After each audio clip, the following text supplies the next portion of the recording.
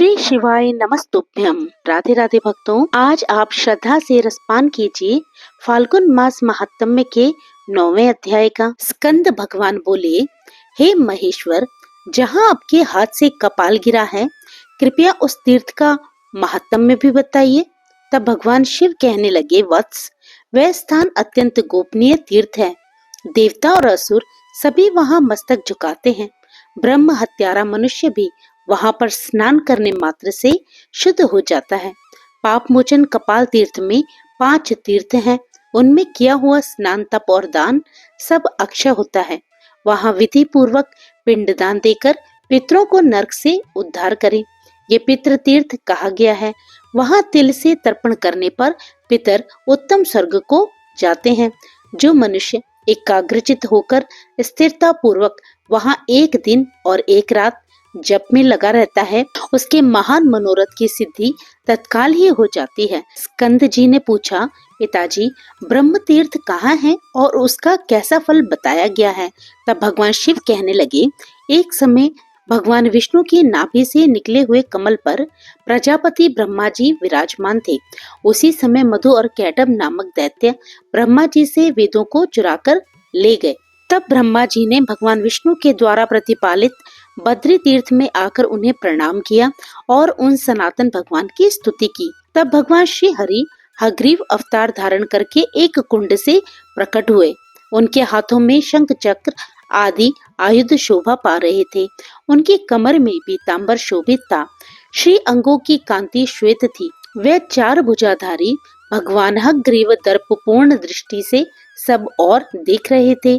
उनका स्वरूप अद्भुत था और नेत्रों से कठोरता प्रकट हो रही थी। उनकी गर्दन के चंचल बालों से टकराकर मेघों की घटा भी छिन्न भिन्न हो जाती थी। वे अपने दिव्य तेज से समस्त ज्योतिर्मय ग्रहों की प्रभा को भी तिरस्कृत कर रहे थे। भगवान बड़ी कृपा करके इस अद्भुत रूप में श्री ब्रह्मा जी के आगे खड़े हो गए। उन्हें देखकर ब्रह्मा जी भी आश्चर्यचकित हो गए। उनके नेत्रों में प्रसन्नता छा गई और वे प्रणाम करके भगवान की स्तुति करने लगे। जब श्री ब्रह्मा जी ने भगवान श्री विष्णु की स्तुति की, तब वे शीघ्र वहां गए और उन दोनों दैत्यों को बांधकर उन्होंने लीला पूर्वक उन्हें मार डाला। इसके बाद वेदों को लेकर वे ब्रह्मा जी के पास आए और ब्रह्मा जी को देखकर स्वरूप रूप में स्थित हो गए। तब से ब्रह्मा द्वारा प्रकट किया हुआ वे तीर्थ तीनों लोकों में ब्रह्मकुंड के नाम से विख्यात हुआ। उसके दर्शन मात्र से महापातकीय मनुष्य भी पाप रहित होकर तत्काल ब्रह्मलोक में चले जाते हैं। जो लोग यहाँ स्नान और व्रत करते हैं, वे ब्रह्मलोक को भी लांघ कर विष्णु लोक में जाते हैं। तब भगवान स्कंद ने पूछा, वेदों को पाकर ब्रह्मा जी ने क्या किया? श्री महादेव जी बोले, वत्स, बद्रिकाश्रम तीर्थ देखकर चारों वेद ब्रह्मा जी के साथ जाना नहीं चाहते थे। तब सिद्धों के समझाने पर वेदों ने 2 स्वरूप धारण किए। द्रव्य स्वरूप से तो वे बद्रिकाश्रम में रह गए और ज्ञान रूप से ब्रह्मा जी के साथ चले गए। तब ब्रह्मा जी ने वेदों के अनुसार विधि पूर्वक तीनों लोकों की रचना की। श्री सूत जी कहते हैं, मुनिवरों, प्राचीन काल में पांड्य देश में शंकर नाम से प्रसिद्ध एक राजा थे। वे बड़े ब्राह्मण भक्त, सत्य प्रतिज्ञ, यज्ञनिष्ठ तथा धर्मात्मा थे। चारों वर्णों और आश्रमों का धर्म पूर्वक वे पालन करते थे। वे भगवान विष्णु और शिव के समान रूप से उपासक थे। महात्मा ब्राह्मणों को बड़े बड़े दान देते थे।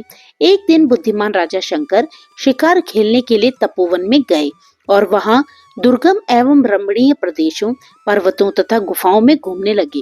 वन के एक भाग में व्याघ्र चर्मधारी, शांत, जितेंद्रिय एवं मन को वश में रखने वाले एक मुनि गुफा के अंदर निवास करते थे। राजा ने दूर से उन्हें देखकर व्याघ्र ही समझा और बड़े वेग से झुकी हुई गांठ वाले बाण का प्रहार करके उन्हें मार डाला। राजा ने उस बाण से पति के पास बैठी हुई पतिव्रता मुनि पत्नी को भी मार डाला। माता और पिता दोनों को मरा हुआ देखकर उनका पुत्र अत्यंत दुख से पीड़ित होकर कातर भाव से वन में रोने और विलाप करने लगा। हे तात, हे माता, तुम दोनों मुझे छोड़कर कहाँ चले गए? पिताजी, अब मुझे वेद शास्त्र कौन पढ़ाएगा? माँ, कौन मुझे शिक्षा के साथ साथ भोजन देगा? हाय तात, आप तो परलोकगामी हो गए, अब मुझे सदाचार की शिक्षा कौन देगा? हाय, आज किस पापी ने अपने बाणों से बिना किसी अपराध के आप दोनों को मार डाला? आप ही दोनों मेरे गुरु और मेरे प्राण थे, सदा तपस्या में लगे रहते थे, तो भी न जाने किस पापी के हाथ से आप मारे गए। इस प्रकार कहकर उन दोनों दंपति का पुत्र फुट फुट कर रोने लगा। उसका प्रलाप सुनकर वन में विचरने वाले राजा शंकर तुरंत ही उस शब्द की ओर लक्ष्य करके उस कंदरा के समीप जा पहुंचे। उस वन के रहने वाले मुनि भी उस आश्रम पर एकत्रित हो गए। मुनियों ने बाण से मरे हुए मुनि और उनकी पत्नी को देखा। पास में धनुष धारण किए हुए राजा शंकर पर भी नजर डाली और माता पिता के लिए विलाप करते हुए उस मुनि कुमार को भी देखा। उसे देखकर वे अत्यंत व्याकुल हो उठे और बोले, रो मत। ऐसा कहते हुए उस कातर बालक को धैर्य बंधाने लगे। मुनि बोले, बेटा, धनी दरिद्र मूर्ख पंडित मोटे अथवा पतले सभी जीवों के प्रति यमराज का समान बर्ताव होता है। कोई वन में रहता हो या नगर में, और गांव में चाहे पर्वत में रहता हो या दूसरे किसी स्थान में, सभी जंतुओं को एक दिन मृत्यु के वश में तो जाना ही पड़ता है। वत्स, गर्भ में रहने वाले, जन्म ग्रहण कर चुकने वाले बालक, जवान और बूढ़े सभी जीवों को यमलोक की यात्रा करनी पड़ती है।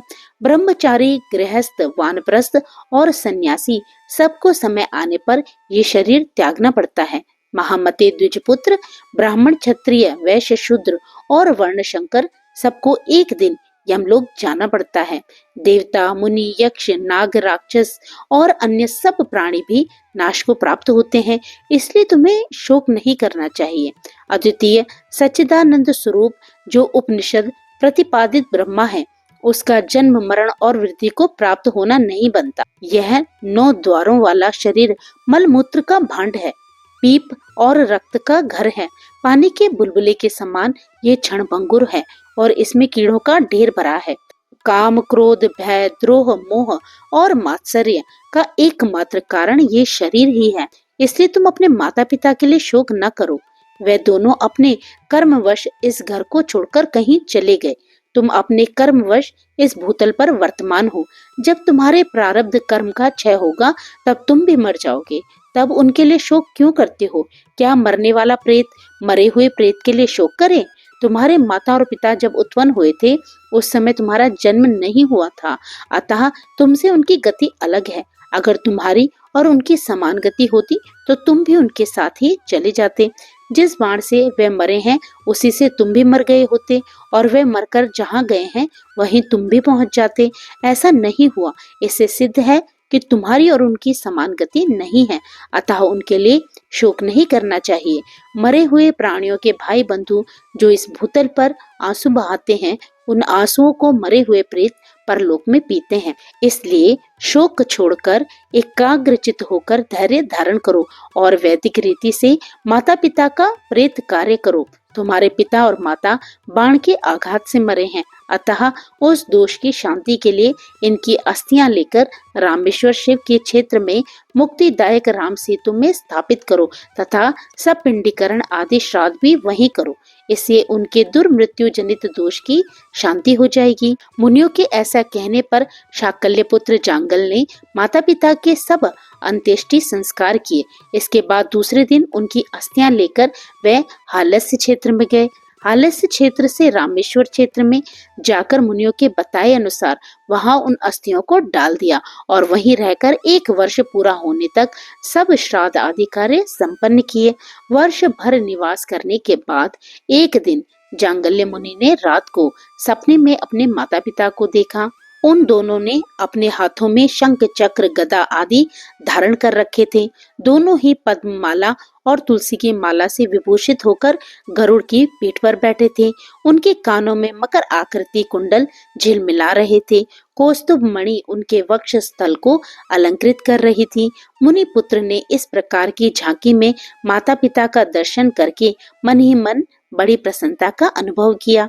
इसके बाद जांगल मुनि पुनः अपने आश्रम पर आकर सुखपूर्वक रहने लगी। उन्होंने माता पिता के विषय में सपने में देखा हुआ वृतांत वहां के सब ब्राह्मणों को बड़ी प्रसन्नता के साथ सुनाया। ये सुनकर वह सब मुनि बड़े प्रसन्न हुए। इधर जांगल को अंत्येष्टि संस्कार का आदेश देने के पश्चात राजा शंकर की ओर देखकर उन सभी महर्षियों ने उस समय बड़ा भारी क्रोध किया था। वे उन्हें कोसते हुए बोले, महामूर्ख पांडे नरेश, तूने क्रूरतावश ब्राह्मण की हत्या की है।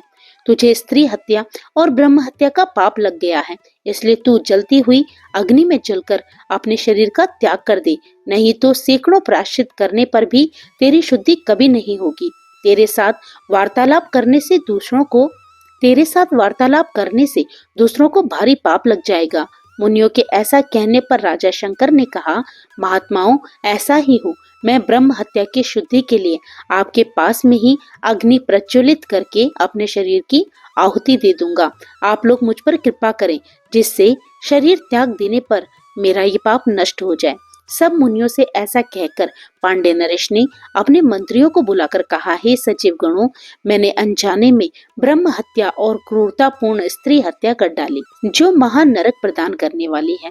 इस पाप की शुद्धि के लिए मैं बड़ी बड़ी लपटों वाली प्रज्वलित अग्नि में मुनियों की आज्ञा से अपने शरीर को त्याग दूंगा। तुम जल्दी से लकड़ियां लेकर आओ और उसके द्वारा अग्नि को प्रज्वलित करो। मेरे पुत्र सुरुचि को शीघ्र ही राज सिंहासन पर बिठा देना। राजा के इस प्रकार आज्ञा देने पर मंत्री लोग रोने लगे और कहने लगे, हे पांडेनाथ, हे महाराज, आप तो शत्रुओं पर भी स्नेह रखने वाले हैं। आप सभी को अपने पुत्र की तरह पालते हैं। हम आपके बिना देवपुरी के समान सुंदर अपनी राजधानी में कैसे जाएंगे? हम वहां कभी प्रवेश नहीं करेंगे। हम भी आपके साथ प्रज्वलित अग्नि में प्रवेश कर जाएंगे। मंत्रियों का प्रलाप सुनकर पांडे नरेश शंकर ने उन्हें समझाते हुए कहा, मंत्रियों, मुझ महापातक राजा को लेकर अब क्या करोगे? अग्नि में प्रवेश करने के लिए जल्दी लकड़ियां इकट्ठा करो। उनके ऐसा कहने पर मंत्री लोग जल्दी ही लकड़ियां लेकर आ गए। राजा ने देखा कि लकड़ियों में अग्नि प्रज्वलित हो उठी है। तब उन्होंने स्नान और आचमन करके शुद्ध चित्त होकर मुनियों के समीप उस अग्नि की परिक्रमा की। फिर उन मुनियों की भी परिक्रमा करके अग्नि और मुनि दोनों को प्रणाम किया। इसके बाद भगवान शंकर का ध्यान करके राजा धैर्य पूर्वक जैसे ही अग्नि में गिरने को तैयार हुए, तुरंत ही सब ऋषि मुनियों के सुनते सुनते एक आकाशवाणी हुई, राजा शंकर, तुम अभी अग्नि में प्रवेश मत करो। महामते, तुम्हें ब्रह्म हत्या के कारण भय नहीं करना चाहिए। दक्षिण समुद्र के किनारे गंधमादन पर्वत पर महापातकों का नाश करने वाले परम पुण्य में राम सेतु में श्री रामचंद्र जी द्वारा स्थापित जो रामेश्वर नामक शिवलिंग है, उसकी 1 वर्ष तक तीनों समय भक्ति पूर्वक सेवा करो। भगवान रामेश्वर की परिक्रमा पूर्वक उन्हें नमस्कार करो, उनका महाभिषेक करो और प्रत्येक दिन नाना प्रकार का नैवेद्य निवेदित करो। चंदन, अगरू और कपूर के द्वारा श्री रामलिंग की पूजा करो। 2 भार गाय के घी से भगवान का अभिषेक कराओ। प्रत्येक दिन गाय के दूध से और 1 द्रोण शहद से उस शिवलिंग को स्नान कराओ। नित्य प्रति खीर से भगवान को नैवेद्य लगाओ और रोज रोज रात में तिल के तेल से दीपक जलाकर दीपदान द्वारा आराधना करो। नित्य प्रति खीर से भगवान को नैवेद्य लगाओ और रोज रोज रात में तिल के तेल से दीपक जलाकर दीपदान द्वारा आराधना करो। महाराज रामेश्वर शिव की इस प्रकार उपासना करने से तुम्हारी स्त्री हत्या और ब्रह्म हत्या तत्काल नष्ट हो जाएगी। तुम शीघ्र राम सेतु पर जाओ और निरंतर रामेश्वर का भजन करो। इस कार्य में अब तनिक भी देरी मत करो। वह आकाशवाणी सुनकर सब ऋषि राजा को जल्दी जाने की प्रेरणा देने लगे कि महाराज, मोक्षदायक राम सेतु पर शीघ्र जाइए। हमने भगवान रामेश्वर के महात्म्य को न जानने के कारण ही आपको प्रज्वलित अग्नि में इस देह को त्याग देने की सलाह दी थी। मुनीश्वरों की ऐसी आज्ञा पाकर महाराज शंकर ने चतुरंगणी सेना तो नगर में भेज दी और स्वयं बड़े प्रसन्न मन से महर्षियों को नमस्कार करके कुछ गिने चुने सैनिकों के साथ बहुत सा धन लेकर भगवान रामेश्वर की सेवा के लिए गंधमादन पर्वत पर चले गए और वहां शुद्धिदायक राम सेतु पर उन्होंने 1 वर्ष तक निवास किया। राजा एक समय भोजन किया करते और क्रोध तथा इंद्रिय समूह को अपने वश में रखा करते। वे तीनों समय भक्ति पूर्वक भगवान रामेश्वर की सेवा करती और उन्हें प्रत्येक दिन 10 भार धन भेंट करती। उन्होंने नित्य प्रति भगवान रामेश्वर की महापूजा करवाई। हर दिन धनुष कोटि में भक्ति पूर्वक स्नान और प्रसन्नता पूर्वक ब्राह्मणों को अन्नदान किया। आकाशवाणी ने जैसा बताया था उसके अनुसार सब पूजन किया। इस प्रकार 1 वर्ष पूरा होने पर राजा शंकर ने संतुष्ट चित्त होकर दयानिधान भगवान रामेश्वर का इस प्रकार स्तवन किया कि मैं सबके ईश्वर रुद्र को नमस्कार करता हूँ। रामेश्वर नाम से प्रसिद्ध भगवान उमापति को प्रणाम करता हूँ। हे देव, कृपया मेरी रक्षा कीजिए और मेरी ब्रह्म हत्या को शीघ्र जला डालिए। त्रिपुरासुर का नाश करने वाले महादेव, आप कालकूट विष को भक्षण करने वाले हैं। हे दया सिंधु, आप मेरी रक्षा कीजिए और मुझे स्त्री हत्या रूपी पाप से छुड़वाइए। हे गंगाधर, हे उमानाथ, हे त्रिलोचन, प्रभु आप अपनी कृपा दृष्टि से मेरा पालन कीजिए। हे प्रभु, मेरे सभी पापों का नाश करके आप मुझे शुद्ध बना लीजिए। आप मुझे शुद्धि देने वाले हो। जो आनंद स्वरूप और सच्चिदानंद घन है, उन रामेश्वर शिव को मैं बारंबार नमस्कार करता हूँ। मेरे सब पाप नष्ट हो जाएं। इस प्रकार रामेश्वर महादेव की भक्ति पूर्वक स्तुति करते हुए राजा शंकर के मुख से अत्यंत भयानक ब्रह्म हत्या निकली, जो नील वस्त्र धारण करने वाली और अत्यंत क्रूर थी। उसके सिर के बाल रक्त की तरह लाल थे। राजा के मुख से निकली हुई उस विभत्स ब्रह्म हत्या को भगवान शंकर की आज्ञा से भैरव ने त्रिशूल से मार डाला। तब भगवान रामेश्वर ने राजा से कहा कि हे पांड्य नरेश, मैं तुम्हारे इस स्तोत्र से प्रसन्न होकर तुम्हें वर देना चाहता हूँ। तुम कोई मनोवांछित वर मांगो। स्त्री हत्या और ब्रह्म हत्या से जो तुम्हें दोष लगा था वह अब निकल गया। तुम अब शुद्ध हो चुके हो, निष्पाप हो गए हो। पहले की ही तरह अपने राज्य का पालन करो। और राजन, मेरी सेवा करने वाले मनुष्य फिर संसार में जन्म नहीं लेते, वो मेरे सायुज्य मोक्ष को प्राप्त कर लेते हैं। जो मनुष्य इस स्तोत्र द्वारा भक्ति पूर्वक मेरी स्तुति करेंगे, उनके महापातकों की राशि को मैं अवश्य ही नष्ट कर दूंगा। अब तुम इच्छा के अनुसार वर मांगो। तब राजा बोले, हे महेश्वर, मैं तो आपके दर्शन मात्र से ही कृतार्थ हो गया हूँ। इस समय मुझे इससे बढ़कर मांगने योग्य कोई वस्तु ही प्रतीत नहीं होती। आपके दोनों चरण कमलों में मेरी अविचल भक्ति सदा बनी रहे। बस ऐसा आशीर्वाद आप मुझे दीजिए। तब तथास्तु कहकर भगवान रामेश्वर ने राजा पर अनुग्रह किया और वह पुनः उसी शिवलिंग में अंतर्ध्यान हो गए। भगवान रामेश्वर की कृपा प्राप्त करके राजा भी कृतार्थ हो गए और उन्हें प्रणाम करके अपनी पुरी को चले गए। उन्होंने वनवासी मुनियों को ये सारा वृतांत बतलाया। तब उन मुनियों ने प्रसन्नचित्त होकर राजा को पुनः उनके राज्य पर अभिषिक्त किया। इसके बाद अंत काल आने पर राजा ने रामेश्वर शिव का ध्यान करते हुए अपनी देह का त्याग किया और भगवान रामेश्वर के सायुज्य मोक्ष को प्राप्त कर लिया। तो भक्तों, आज का महात्म्य यहीं पर समाप्त होता है। इससे आगे की कथा आप कल सुनिएगा। तो फिर प्रभु का नाम लेते रहिए और पुण्य के भागी बनते रहिए। जय श्री कृष्णा। राधे राधे।